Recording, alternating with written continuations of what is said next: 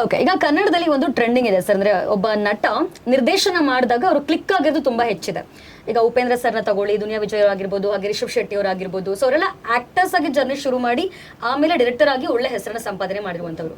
So ಈಗ ಚಂದನ್ ಕುಮಾರ್ ಅವರು ಎಷ್ಟು ನಿರೀಕ್ಷೆ ಮಾಡ್ತಾ ಇದ್ರೆ ಈ ಸಿನಿಮಾದ ಬೆಲೆ ಅಂತ, ಆಕ್ಟಿಂಗ್ ಇಂದ ಡೈರೆಕ್ಷನ್ಗೆ ಪ್ರಮೋಷನ್ ಹೋಗಿರೋದ್ರಿಂದ? ಭಾಳ ದೊಡ್ಡ ದೊಡ್ಡ ಹೆಸರುಗಳಿಗೆ ಕಂಪೇರ್ ಮಾಡಿದ್ರಿ. ನಾನು ನನ್ನ ಗೆಳೆಯನ ಜೊತೆ ಕಂಪೇರ್ ಮಾಡ್ಕೊಳ್ತೀನಿ, ಡಾರ್ಲಿಂಗ್ ಕೃಷ್ಣ. ಸೊ ಅವರ ಸಿನಿಮಾ ನೋಡಿದ್ಮೇಲೆ ನನಗೂ ಡೈರೆಕ್ಷನ್ ತುಂಬ ಇಷ್ಟ ಆಯಿತು. ಸಿನಿಮಾ ಮಾಡಬೇಕು ಕಾನ್ಫಿಡೆನ್ಸ್ ಇರಲಿಲ್ಲ. ಸೊ ಅವ್ರದ್ದು ಲವ್ ಮಾಕ್ಟೇಲ್ ನೋಡಿದ್ಮೇಲೆ ಒಂದು ಕಾನ್ಫಿಡೆನ್ಸ್ ಬಂದಿದೆ ಅಷ್ಟೇ.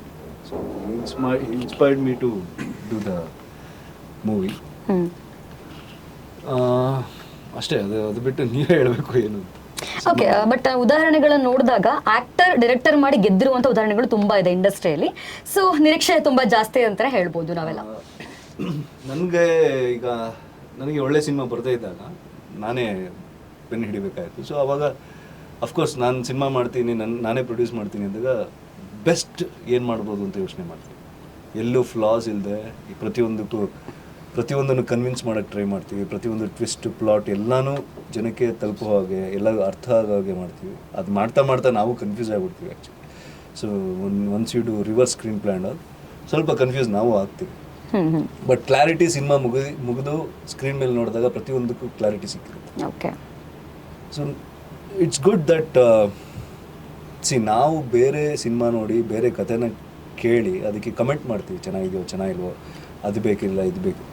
ಸೊ ನಾವು ಮಾಡಿದಾಗ ಅದು ಹೇಗಿರುತ್ತೆ, ಹೇಗೆ ಫೀಲ್ ಆಗುತ್ತೆ ಅನ್ನೋದು ನಮಗೂ ಬೇಕು. ಬೇರೆಯವ್ರ ಬಗ್ಗೆ ಮಾತಾಡೋದಕ್ಕಿಂತ ನಾವು ಮಾಡಿ ಪ್ರಯತ್ನ ಮಾಡಬೇಕು ಅಂತ. ಸೊ ಈ ಟೈಮಲ್ಲಿ ಯಾವುದು ಬೆಸ್ಟ್ ಕೊಡ್ಬೋದು ಪ್ರತಿಯೊಂದು, ಈ ಕಾಸ್ಟಿಂಗಿಂದ ಹಿಡಿದು ಒಬ್ಬ ಕ್ಯಾಮ್ರಾಮನ್ನಿಂದ ಹಿಡಿದು ಒಬ್ಬ ಮ್ಯೂಸಿಕ್ ಡೈರೆಕ್ಟರಿಂದ ನಮಗೆ ಅಫೋರ್ಡೆಬಿಲಿಟಿಲಿ ಯಾವುದು ಬೆಸ್ಟ್ ವಿ ಕ್ಯಾನ್ ಡೂ ಅದನ್ನು ಮಾಡಿದ್ವಿ. Okay, S.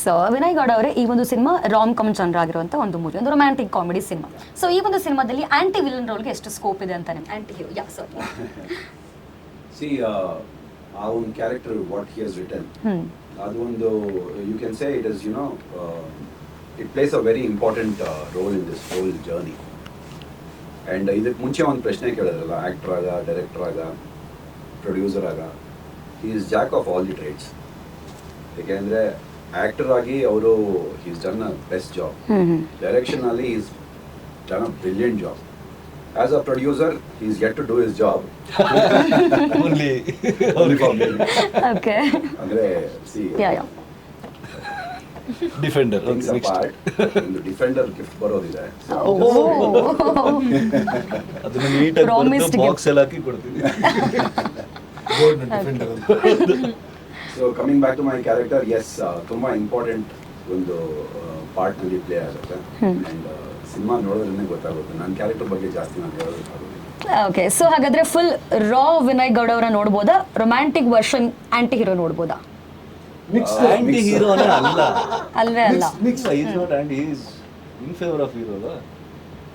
ನನಗೂ ಅರ್ಥ ಒನ್ ಪಾಯಿಂಟ್ ಆಫ್ ಟೈಮ್ ಇಲ್ಲಿ ಎಲ್ಲ ಹೀರೋ ಹೀರೋಯಿನ್ ಮತ್ತೆ ಇನ್ನೊಂದು ವಿಲನ್ ಕ್ಯಾರೆಕ್ಟರ್ಸ್ ಕೂಡ everybody has different shades. Okay, ನಾವು ನಾಲ್ಕು ಜನ ಹೀರೋ ಪ್ಲೇ ಮಾಡ್ತೀವಿ, ಹೀರೋಯಿನ್ ಪ್ಲೇ ಮಾಡ್ತೀವಿ, ಕಾಮಿಡಿಯನ್ ಕೂಡ. ಹೌದು. ಓಕೆ ಸರ್, ಗಿರೀಶ್ ಸರ್, ಈಗ ಇನ್ನೊಬ್ಬ ಕಾಮಿಡಿ ಆಕ್ಟರ್ ಜೊತೆ ನಾವು ಪ್ಲೇ ಮಾಡುವಾಗ ಒಂದಷ್ಟು ಚಾಲೆಂಜ್ಗಳನ್ನ ಫೇಸ್ ಮಾಡಿದ್ವಿ. ಇಲ್ಲಿ ಸಾಧು ಕೋಕಿಲ್ ಅವರು ಕೂಡ ಇದ್ದಾರೆ, ನೀವು ಇದ್ದೀರಾ. ಸೊ ಈ ಒಂದು ಡಿಯಲ್ ಹೇಗಿತ್ತು ಅಂತ? ಅಂದರೆ ಸಾಧು ಕೋಕಿಲ್ ಜೊತೆ ಮಾಡಿದ್ದು ಅಂದರೆ ಎಕ್ಸ್ಪೀರಿಯನ್ಸ್ ಹೇಗಿತ್ತು ನಿಮಗೆ? ನಿಮ್ಮ ರೋಲ್ಸ್ಗೆ ಎಷ್ಟು ಇಂಪಾರ್ಟೆನ್ಸ್ ಇದೆ ಅನಿಸ್ತು? ನನ್ನ ರೋಲ್ ಅದು ಹೆಂಗೆ ಥಿಂಕ್ ಮಾಡಿದ್ರೆ ಗೊತ್ತಿಲ್ಲ, ಅದು ಫ್ಯಾಂಟಾಸ್ಟಿಕ್ ಆಗಿ ಮಾಡಿದ್ದಾರೆ. ನಂದು 2 ಶೇಡ್ ಇದೆ, ಒಂದೇ ರೋಲಲ್ಲಿ 2 ಇದೆ. ಓಕೆನಾ? ನಾನು ಆ್ಯಕ್ಟಿಂಗ್ ಮಾಡೋದಕ್ಕಿಂತ ಹೆಚ್ಚಾಗಿ ಹೆದರ್ಕೊಂಡಿದ್ದು ಡಬ್ಬಿಂಗ್ ಮಾಡೋಕ್ಕೆ. ಓಕೆ, ಯಾಕಂದರೆ ಡಬ್ಬಿಂಗ್ ಮಾಡ್ಬೇಕಾದ್ರೆ ಗೊತ್ತಾಯಿತು ಚಂದನ್ ಹತ್ರ ಡಬ್ಬಿಂಗ್ ಮಾಡೋದಷ್ಟು ಸುಲಭ ಅಲ್ಲ ಅಂತ. ನಾನು ಸುಮಾರು ಒಂದು 10-12 ದಿನ ಮಾಡಿದ್ದೀನಿ ಡಬ್ಬಿಂಗು ಈ ಸಿನಿಮಾಗೆ. ಯಾಕೆ ಅಂದರೆ ನಿಮ್ಮ ಸಿನಿಮಾ ನೋಡ್ಬೇಕು ಗೊತ್ತಾಗುತ್ತೆ ಆ ಡೆಪ್ತ್ ಏನು ಅಂತ. ಕ್ಯಾರೆಕ್ಟ್ರ್ ಬಗ್ಗೆ ನಾವು ಚೆನ್ನಾಗಿ ಮಾಡಲೇಬೇಕು, ಬೇರೆ ಆಪ್ಷನ್ಸ್ ಇಲ್ಲ. ಬಟ್ ಚೆನ್ನಾಗಿ ಮಾಡುವಂತಹ ಕ್ಯಾರೆಕ್ಟರ್ ಮಾಡಿಸ್ತಾರಲ್ಲ, ಅದು ನಮಗೆ ಖುಷಿ. ಇವ್ರದ್ದು ಬಾಲ ಅಂತ characters, that's the best in the movie. Yes sir. ಸಾಧು ಸರ್ ಜೊತೆ ನಾವು ಸಿನಿಮಾಗಳು ಮಾಡ್ತಾ ಇರ್ತೀವಿ. ಸೊ ಅವ್ರ ಜೊತೆ ಆ್ಯಕ್ಟ್ ಮಾಡೋದೇ ನಾವು ನೋಡೋದೇ ಒಂಥರ ಚಂದ ನಮಗೆ. Correct. ಕಟ್ಕಟೆ ಅಂತಂದ್ರೆ ಇದ್ದಿದ್ದು ಚಂದ, ವೇದಿಕೆ ಅಂದ್ರೆ ಇದ್ದಿದ್ದು ಚಂದ. ಹಾಗೆ ಒಂದು ಅದ್ಭುತವಾಗಿರೋ ತಾರಾಗಣ ಸಿನಿಮಾದಲ್ಲಿದೆ. ಈಗ ಅವಿನಾಶ್ ಸರ್ ಆಗಿರ್ಬೋದು, ಶ್ರುತಿ ಮೇಡಮ್ ಆಗಿರ್ಬೋದು, ಎಲ್ಲರನ್ನೂ ಹಾಕಿ ಸಿನಿಮಾ ಒಂದು ಮಾಡಿದ್ದೀರಾ ನೀವು. ಅದ್ಭುತವಾಗಿರೋ ತಾರಾಗಣ ಅಂತ ಹೇಳ್ಬೋದು.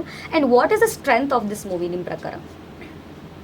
ಸ್ಟ್ರೆಂತ್ ಅಂದರೆ ಒಂದು ಪಿಲ್ಲರ್ ಅಂತಿಲ್ಲ ಇಲ್ಲಿ.